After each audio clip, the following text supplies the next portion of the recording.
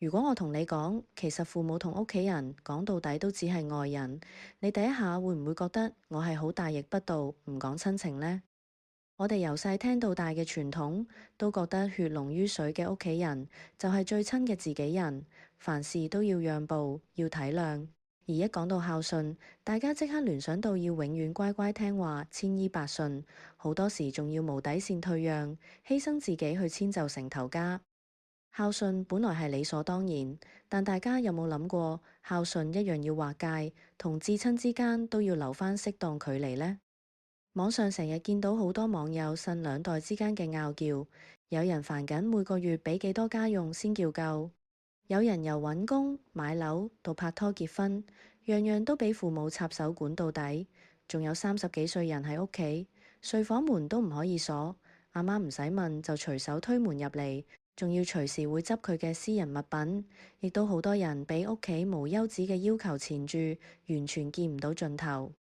呢堆關於屋企人嘅煩惱，正正就係今日想同大家解讀嘅呢本是家人也是他人想講嘅重點。識得同屋企人保持適當嘅邊界同距離，唔係教你要唔孝順，同埋要疏遠屋企。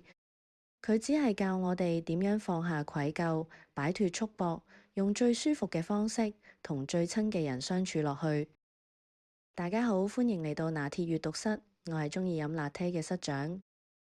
講呢本書之前，要講下作者點解會有咁深嘅體會。作者袁晶美係韓國心理治療師，佢細個喺重男輕女嘅傳統家庭長大，父母動不動就鬧人、體罰，亦都唔識好好表達關心。細個只要稍有唔啱，就會俾屋企人大聲鬧、冷言冷語。為咗喺呢個冇安全感嘅環境落腳，佢逼自己做乖女，收埋所有情緒，主動做家務、湊細佬，只為咗博取少少認同。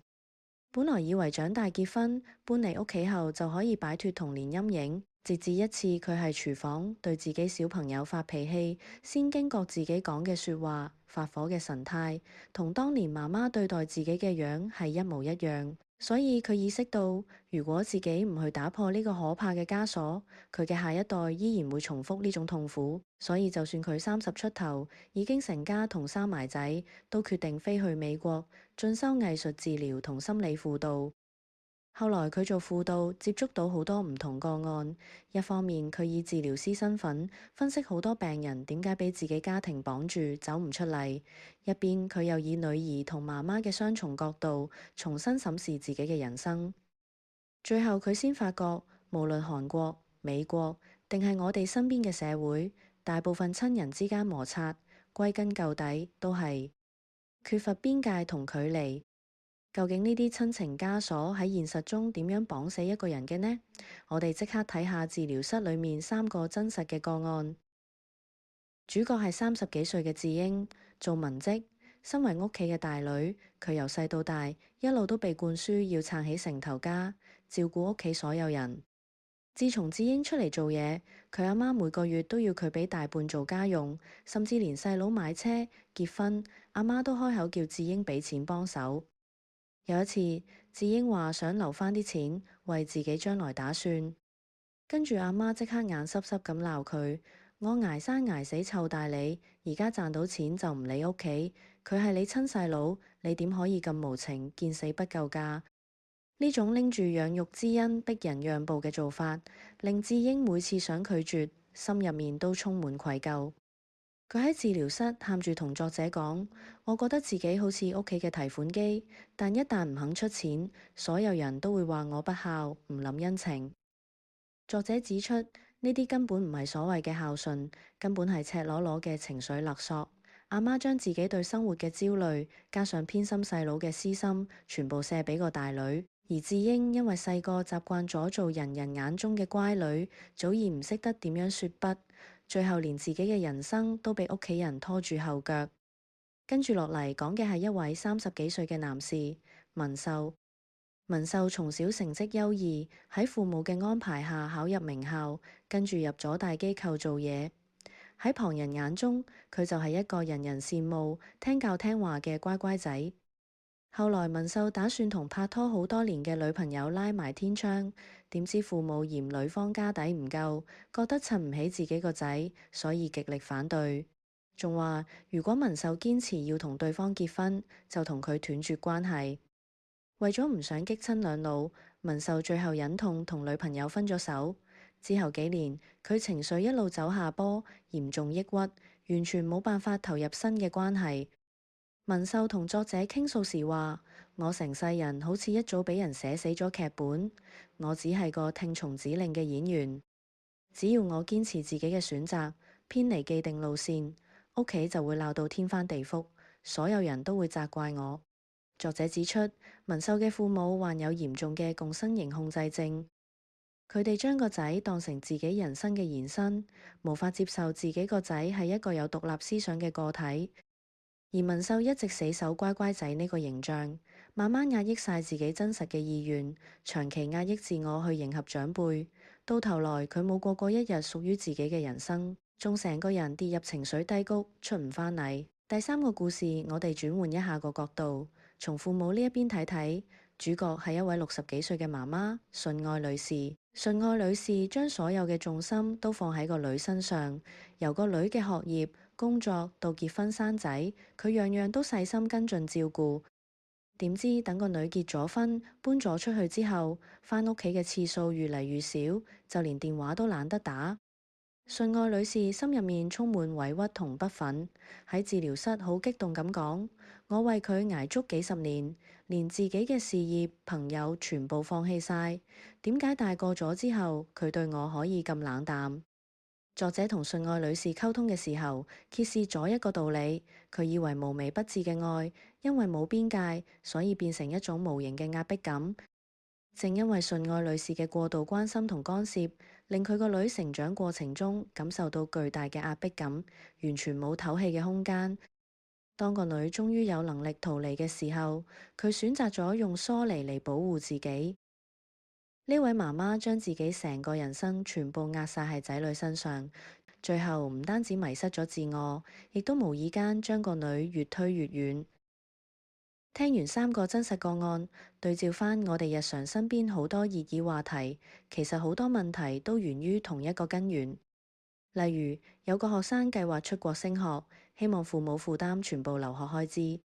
當屋企人拒絕之後，呢位同學就上網申，覺得屋企應該全力資助自己嘅學業發展，甚至埋怨長輩唔支持自己。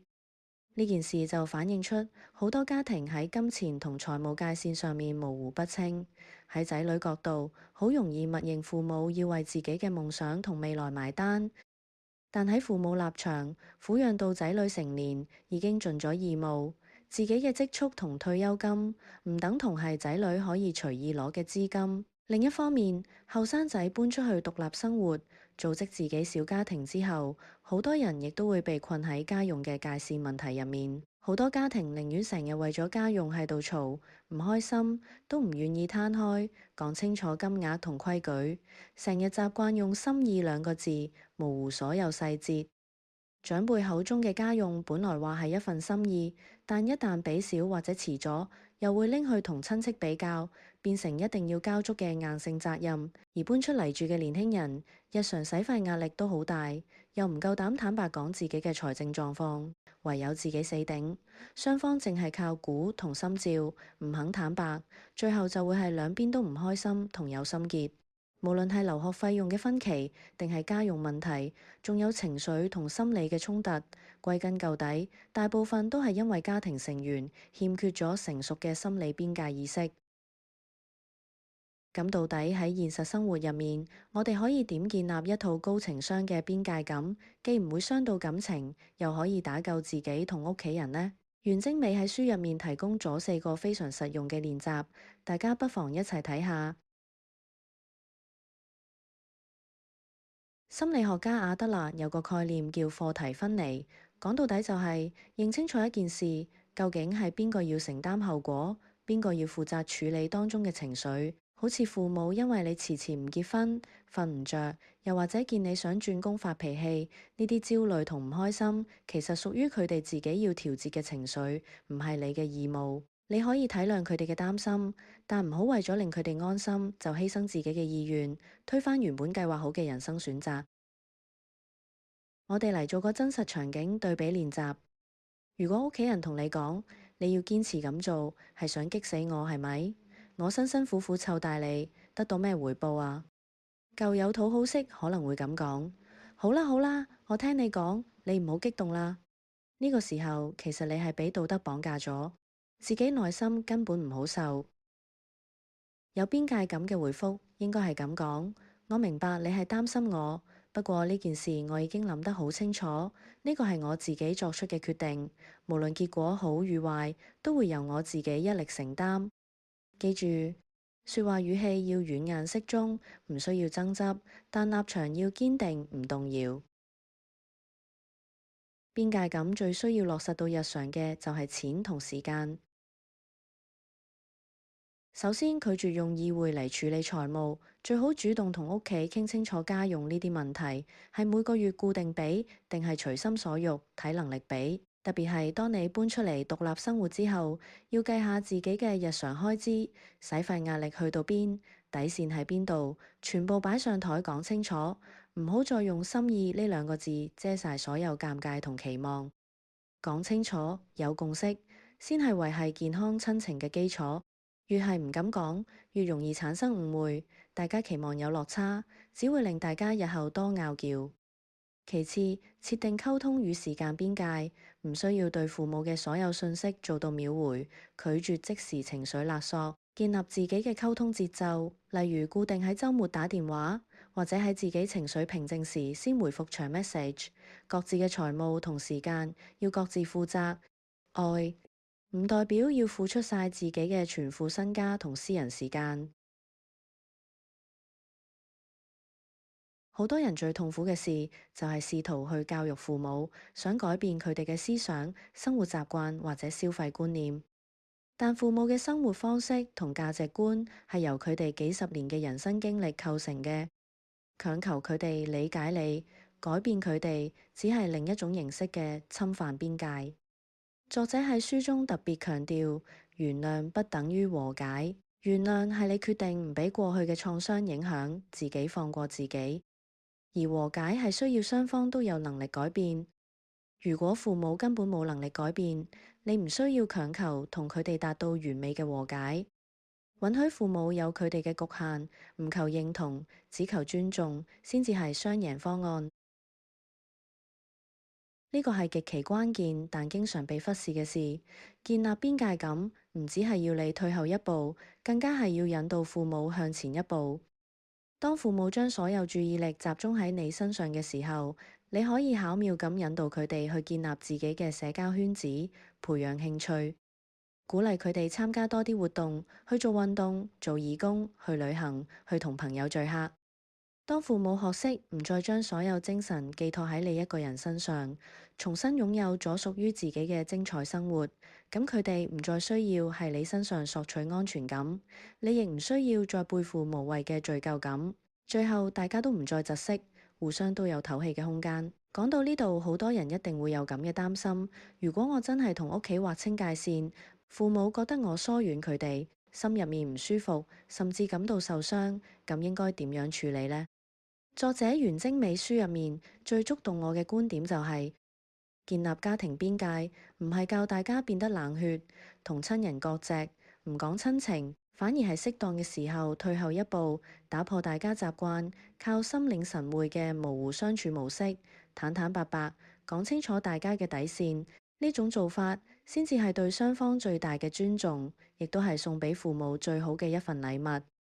當你堅守屬於自己嘅邊界，父母先會慢慢放下將人生全部寄託喺仔女身上嘅依賴，佢哋會慢慢重拾屬於自己嘅興趣、社交同生活圈子，發覺自己唔單止只有爸爸媽媽呢個身份，本身都係一個獨立可以追尋快樂嘅個體。而如果你為咗減輕內疚感而一味遷就，只係一種卑微嘅討好。以清晰邊界做基礎，真心實意嘅陪伴，先至係真正無負擔嘅愛。最後，我總結一下全書三大重點：一、人走向成熟嘅第一步，就係接受家人亦是他人呢個事實。留返足夠空間俾對方同自己，親情先有唞氣同滋長嘅餘地。二、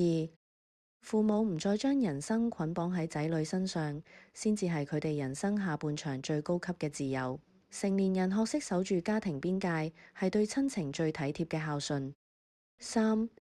最高層次嘅孝順，唔係埋沒自我去迎合長輩，而係先活好屬於自己嘅人生，再鼓勵父母去發掘屬於佢哋自身嘅精彩，是家人也是他人。呢本書核心想帶出嘅係教大家對屋企人保持適當嘅距離，學識用健康嘅模式相處，唔俾道德綁架，唔俾情緒勒索，唔用自我犧牲換取表面和睦，令父母有自己嘅生活，亦都令你有完整嘅人生。多謝大家收睇，如果你鍾意今日嘅分享，記住 Like 同 Share 同埋訂閱拿鐵閱讀室，你嘅支持就係室長繼續分享書本知識嘅最大動力。下集見，拜拜。